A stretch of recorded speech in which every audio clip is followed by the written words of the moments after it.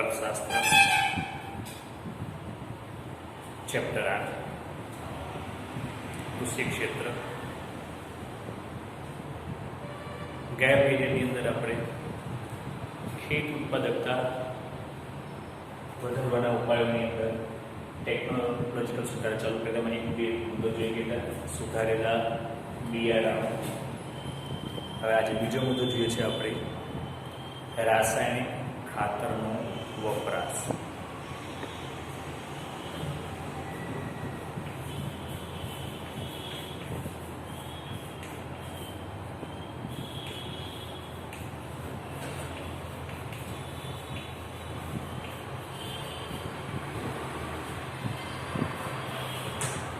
રાસાયણિક ખાતરનો વપરાશ ખેત ઉત્પાદકતા વધારવા માટે ટેકનોલોજીકલ સુધારાની અંદર આપણે સુધારેલા બિયારણો વાપરીએ તો સાથે સાથે એને પૂરક વસ્તુઓનો પણ ઉપયોગ કરવો પડે તે જરૂરી છે.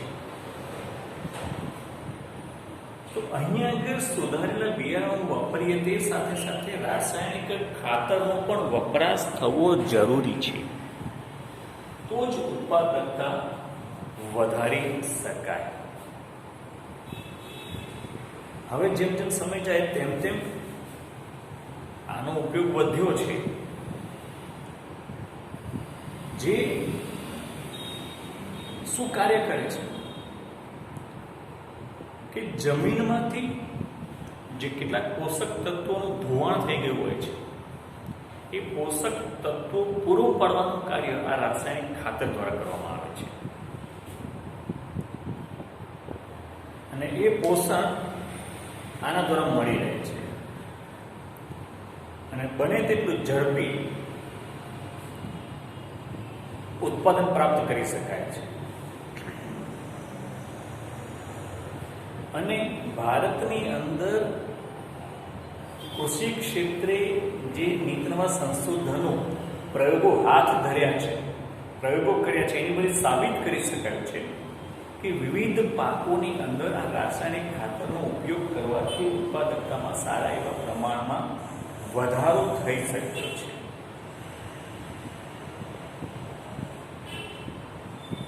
અને ભારતમાં વસ્તીની દ્રષ્ટિએ ઉત્પાદકતા વધારવા માટેનો આ એક મહત્વની સફળતા પ્રાપ્ત કરી શકીએ છીએ આપણે. જે પાકને જોઈતા પોષક તત્વો નાઇટ્રોજન, ફોસ્ફરસ, પોટાશ, આવા જે પોષક તત્વો છે એ રાસાયણિક ખાતરમાંથી પ્રાપ્ત થઈ શકે છે. અને ભારતમાં રાસાયણિક ખાતરનું ઉત્પાદન પણ જાહેર ક્ષેત્ર દ્વારા કરવામાં આવે છે, એટલે કે ઇફકો દ્વારા, ક્રિપકો દ્વારા. આ જે ભારતના જાહેર ક્ષેત્રો છે એના દ્વારા જ રાસાયણિક ખાતરનો ઉપયોગ કરવામાં આવે છે. અને જ્યાં જરૂર પડે ત્યાં આપણે આયાત પણ કરીએ છીએ. અને આ ખાતરનો ઉપયોગ વધે તેટલા માટે ખેડૂતોને આમાં સબસિડી પણ આપવામાં આવે છે, જેથી કરીને ખેડૂતોને તે પરવડી શકે. એટલા માટે આર્થિક સહાય પણ સરકાર દ્વારા આપવામાં આવતી હોય છે રાસાયણિક ખાતર પર.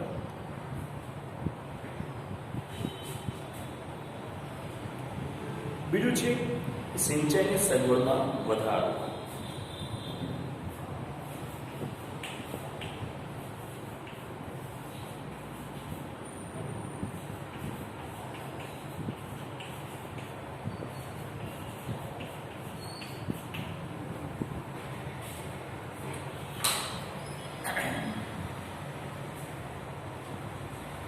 ભારતની અંદર પહેલા પણ કૃષિ મોટે ભાગે આકાશી ખેતી પર આધારિત હતી, એટલે કે વરસાદ પર ખેતી આધારિત હતી. હજી પણ ભારતની વાવેતર હેઠળની મોટાભાગની જમીનને સિંચાઈની સગવડ ઉપલબ્ધ કરી શકાય નથી એમ. પરંતુ હવે જેમ જેમ સમય જતો જાય તેમ તેમ આ સિંચાઈની સગવડમાં થોડો વધારો થઈ રહ્યો છે અને ભારતની જે વરસાદની અનિશ્ચિતતા છે જેને લીધે ખેત ઉત્પાદકતા પર ખેત ઉત્પાદન પર વધારે પડે છે. ભારતની અંદર સિંચાઈની સગવડની વાત કરીએ આપણે તો હજી પણ આંતરમાળખાકીય સુવિધાના અભાવે ભારતમાં સિંચાઈની સગવડ આપણે ઉપલબ્ધ કરી શકાય નથી.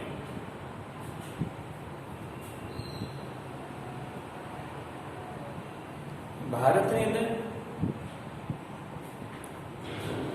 આજની તારીખમાં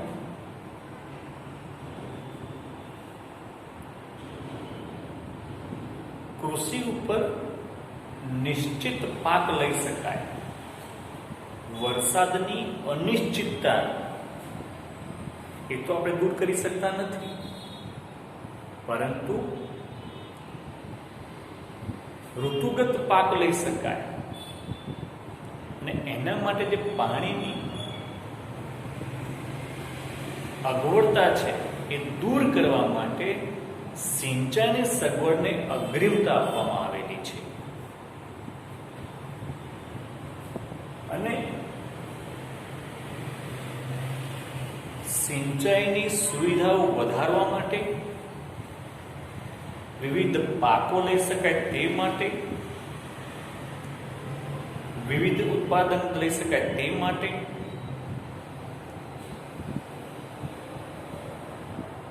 અને એના માટે થઈને ભારતની અંદર ખાસ મધ્યમ પ્રકારના ખેડૂતો, નાના ખેડૂતો, મોટા ખેડૂતો એ દરેક ખેડૂતોને આ સિંચાઈની સગવડો પ્રાપ્ત થાય તે હેતુથી મધ્યમ અને નાની સિંચાઈની યોજનાઓ વિકસાવવાની યોજના સરકાર દ્વારા તૈયાર કરવામાં આવેલી છે.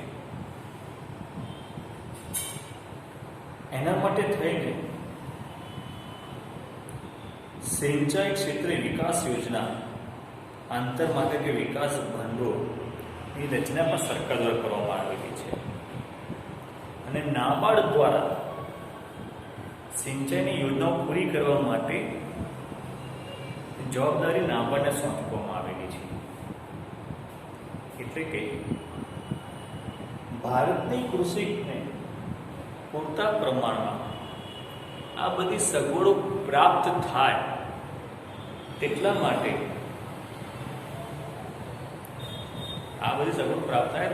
માટે સરકાર દ્વારા સિંચાઈની વિવિધ યોજનાઓ બનાવીને એના માટે ભંડોળ એકત્રિત કરીને ને આ બધું પૂરી કરવાની જવાબદારી નાબાર્ડ સોંપેલી છે. ત્યારબાદ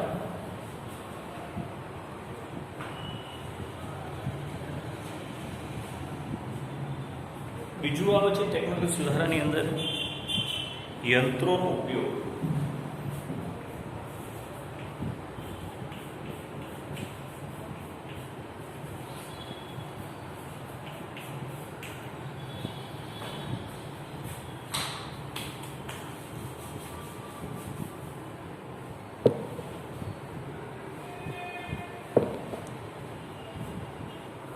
યંત્રોનો ઉપયોગ, આધુનિકતા ભારતમાં કૃષિ ક્ષેત્રની જે નીચી ઉત્પાદકતા માટેનું કારણ છે તે છે પરંપરાગત સાધનો છે. આપણી પાસે જે ખેડ ઘટક છે એ ઋતુગત જ્યારે વરસાદ આવવાની સમયગાળો થાય, ચોમાસાની શરૂઆત થાય એની પહેલાં વાવેતર હેઠળની દરેક જમીનમાં ખેડાણ થઈ જવું જોઈએ. પરંતુ આપણી જૂની પદ્ધતિ જે છે જૂના સાધનો છે, બળદની જે ખેતી કરી છે તેને કારણે પૂરેપૂરી વાવેતર હેઠળની કૃષિની જમીનને આપણે ખેડાણ તરીકે ઉપયોગમાં લાવી શકતા નથી. અને એને કારણે પૂરતી ખેતી થતી નથી. અને પૂરતી ખેતી નથી થતી એટલા માટે ખેત ઉત્પાદન ઘણું નીચું રહે છે. તો ભારતની અંદર જે દેશનો એન્જિનિયરિંગ અને ઓટોમોબાઈલ દેશનો વિકાસ જે થયો છે તેના દ્વારા tractor, trailer, thresher, electric pump set, oil એન્જિનો, દવા છાંટવાના પંપો, એ બધા યંત્રોનો ઉપયોગ શું થઈ છે. એમાં જે ટ્રેક્ટરની વાત કરીએ તો આપણે વાવેતર હેઠળની જમીન જે પૂરેપૂરી ખેડાણ કરી શકતા ન હતા, ખેડી ન શકતા, તે હવે ટ્રેક્ટરથી એ જમીન ખેડી શકાય છે. જેથી કરીને ઋતુગત પાક તો સરળતાથી લઈ શકાય છે. ચોમાસા પહેલાં જમીનને ખેતી માટે સંપૂર્ણ રીતે તૈયાર કરી શકાય છે. એ યંત્રોના ઉપયોગથી શક્ય બને છે. અને આવા યંત્રોના ને કારણે જ આપણે એક વર્ષની અંદર એક કરતાં વધુ પાક લેવાનું શક્ય બને છે. અને તેને કારણે ઉત્પાદકતા વધે છે. જો આવા યંત્રોની શોધ ન થઈ હોય, ન શોધાયા હોય નવા નવા યંત્રો, તો આપણે પૂરતા પ્રમાણમાં ખેતી કરી શકીએ નહીં. અને એને આ બધા યંત્રોના અભાવને કારણે જે પૂરેપૂરી જમીનને ખેડાણ ઘટક છે એનો આપણે ઉપયોગ નથી કરી શકતા, તે હવે શક્ય બને છે. આને કારણે શક્ય બને છે શું? તો અત્યારે આપણે આ યંત્રોનો ઉપયોગ વધારીએ તો જે નીચી ઉત્પાદકતા છે એ ઉત્પાદકતા વધારવા માટે ઘણું જ ઉપયોગી સાબિત થાય છે. અને જે યંત્રનો ઉપયોગ વધારીએ તો આપણે ખેત ઉત્પાદકતા પણ વધી શકે. ત્યારબાદ ઉત્પાદકતા વધારવાનો બીજો ઉપાય છે જંતુનાશક દવાઓ.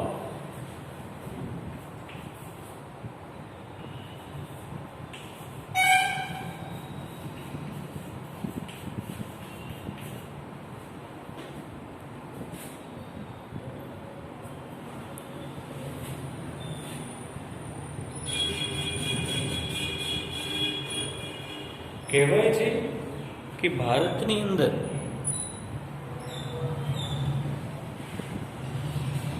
અમુક ટકા પાક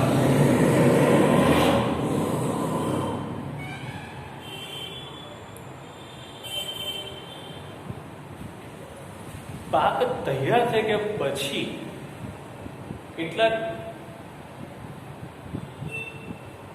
જંતુઓને કારણે, કીટકોને કારણે પાકમાં રોગ આવી જાય છે અને જેને કારણે પાકને નુકસાન થાય છે. તો અહીંયા આગળ તૈયાર થયેલા પાકોને રક્ષણ આપવા માટે જંતુનાશક દવાઓનો વપરાશ કરવો જરૂરી છે.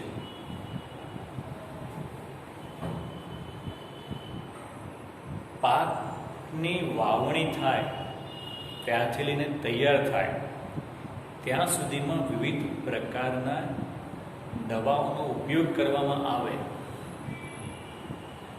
તો જે પાકને નુકસાન થાય છે તે નુકસાનને આપણે અટકાવી શકાય છે.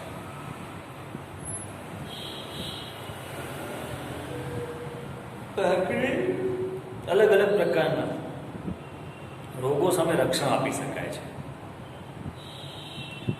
તેમજ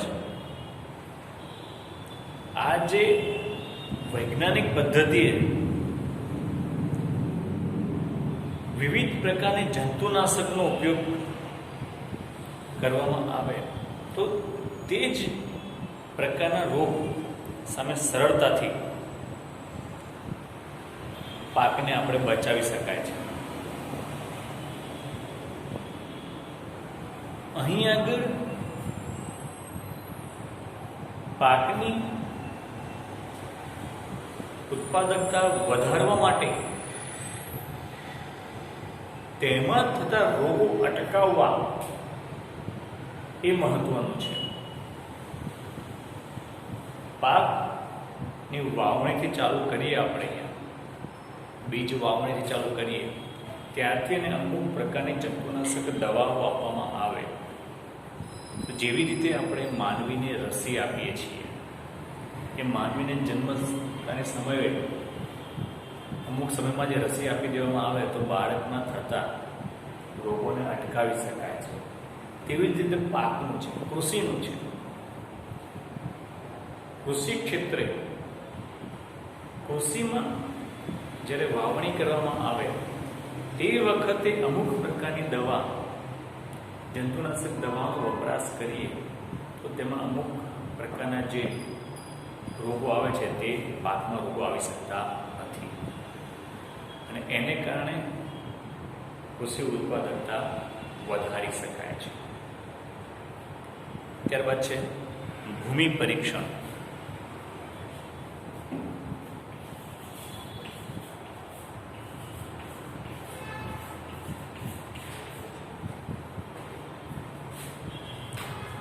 ભૂમિ પરીક્ષણ એટલે જમીન ક્ષેત્ર તથા નવા નવા સંશોધન વૈજ્ઞાનિક ઢબે પાક લેવા માટે, ખેતી કરવા માટે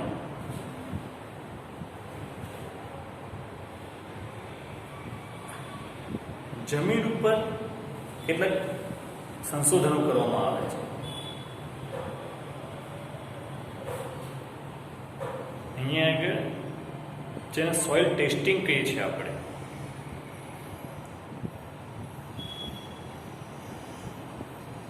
ખેતી કરતા પહેલા સોઇલ ટેસ્ટિંગ કરીને કઈ જમીન કયા પાક માટે ઉપયોગી છે તેના માટે, કયા પાક માટે કઈ જમીનની ગુણવત્તા સારી છે તે માટે અને કઈ જમીનમાં કયા પાક માટેના ખૂટતા ઘટકો છે તે અંગેની માહિતી આ સોઇલ ટેસ્ટિંગ દ્વારા, ભૂમિ પરીક્ષણ દ્વારા પ્રાપ્ત કરી શકાય છે. જેથી પાક લેતા પહેલા જમીનમાં જે ખૂટતા તત્વો છે, જે ઉણપો છે એ દૂર કરવાનો પ્રયત્ન આના દ્વારા કરી શકાય છે અને જે પાકને અનુકૂળ હોય તે પ્રકારના પોષક તત્વો તેમાં ઉમેરી શકાય છે અને તેથી કૃષિ ઉત્પાદકતામાં આપણે વધારો કરી શકાય છે.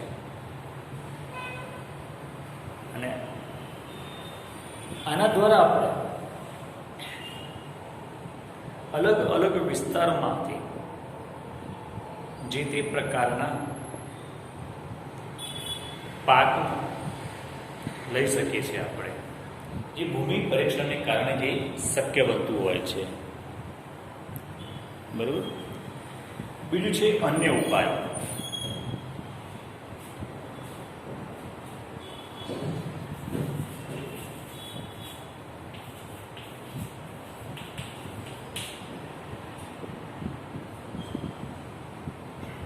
ખેત ઉત્પાદકતા વધારવા માટેના બીજા ઉપાયોની વાત કરીએ આપણે તો અહીં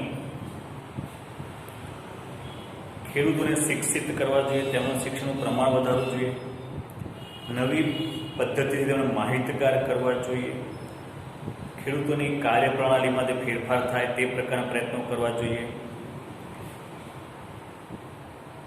જે કૃષિની જે કુરિવાજો છે તે દૂર કરવું જોઈએ, તેમનું જાગૃતતા આવે તે પ્રકારના પ્રયત્નો કરવા જોઈએ.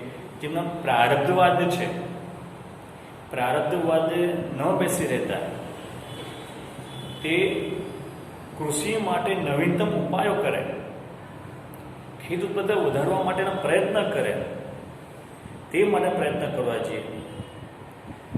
સાથે સાથે તેમનો વિકાસ થાય, ખેડૂતોનો વિકાસ થાય, તે માટે ખેતીને સંલગ્ન પ્રવૃત્તિઓ જે છે, જેમ કે પશુપાલન, મરઘા બતકા ઉછેર, ફૂડ પ્રોસેસિંગના કાર્યો, આવા ખેડૂતોને તાલીમ આપવાનું કાર્ય, સહકારી મંડળીથી વાકેફ કરવાનું કાર્ય અને ખેતી ક્ષેત્રે ભારણ ઘટે તે પ્રકારના પ્રયત્નો કરવા જોઈએ, જેથી કરીને ખેતી ક્ષેત્રે જે પ્રચ્છન્ન બેકારી જોવા મળે છે એ બેકારી દૂર થાય અને દરેક વ્યક્તિની ઉત્પાદકતા વધે તે પ્રકારના પ્રયત્ન કરવા જોઈએ.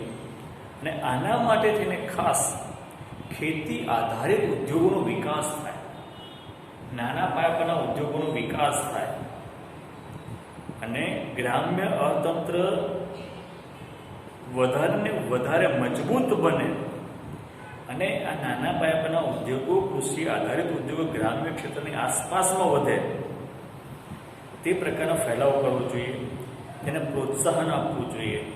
અને આના માટે ખેતી સહાયક જે કાર્યક્રમો છે, વાસ્તવમાં ખેતીને મજબૂત બનાવતા, ખેતીનો વિકાસ થાય તે પ્રકારના કાર્યક્રમો ઘડવા જોઈએ. અને જો આવી રીતેના કાર્યક્રમો વિકાસ થશે, કાર્યક્રમોનું અમલીકરણ થશે, તો ખેતીના પ્રશ્નો છે એ આપોઆપ દૂર થશે. અને એ ખેતીના પ્રશ્નો દૂર થશે એટલે ખેત ઉત્પાદકતામાં આપણે વધારો કરી શકીશું આપણે. બરોબર? તો આજે આપણે આટલું રાખીએ છીએ.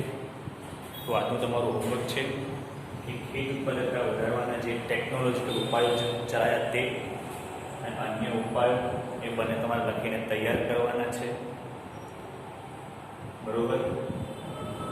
તો અહીંયા આગળ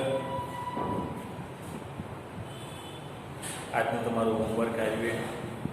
ખેત ઉત્પાદકતા વધારવા માટે ઉપાયોમાં એક સંસ્થાકીય સુધારા, ટેકનોલોજીકલ સુધારા અને અન્ય ઉપાયો તમારે લખીને તૈયાર કરવા. બરોબર? આજે આપણે રાખીએ છીએ. બરોબર? આ તમારું હોમવર્ક છે, એ તમે હોમવર્કમાં તૈયાર કરજો.